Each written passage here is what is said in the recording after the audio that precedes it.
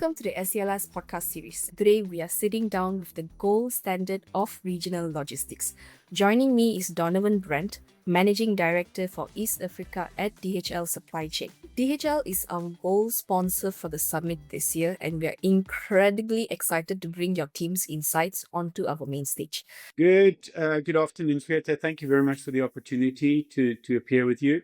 And a bit of background to myself, from South Africa originally, now based in East Africa, living in Nairobi and looking after DHL Supply Chain East Africa, that is Kenya, Uganda, and Tanzania.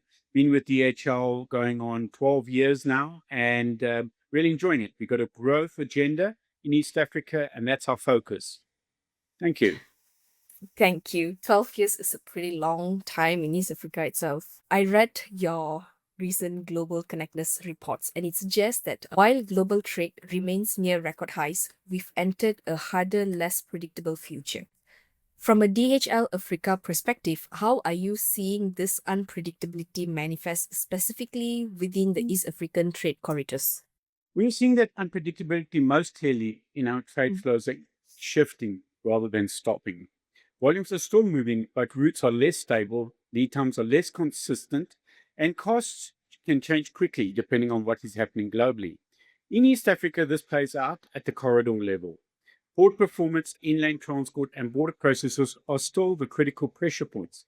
Even with improvements in infrastructure such as rail and port efficiencies, variability often comes from handovers, customs execution, and coordination across multiple parties.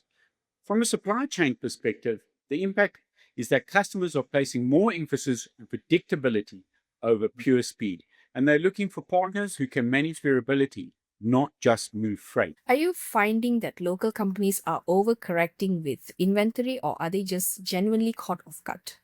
I think they are correcting just with inventory, and they are getting caught off guard with all that's happening in the global environment at the moment. So it's a bit of Right. both. Oh, understand. As we move aggressively into the second half of 2026, what is the single most important shift or operational pivot DHL is currently implementing internally to ensure regional supply chains remain resilient against this global volatility? I think in the past, different parts of the chain, international transport, warehousing, and final distribution, were often managed separately. What we are seeing now is a much closer alignment between these elements. So decisions made in one part of the chain are informed by what is happening elsewhere.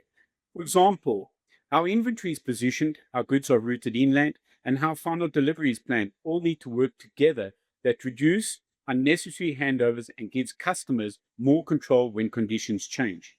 This reflects how DHL operates across its divisions, combining international transport, contract logistics, and distribution into more connected operating model to improve the reliability. Okay. I'm not going to take too much of your time, Donovan. This has been incredible. Thank you so much. Looking forward to meeting you and the team on August 25th and 26th. Thank you.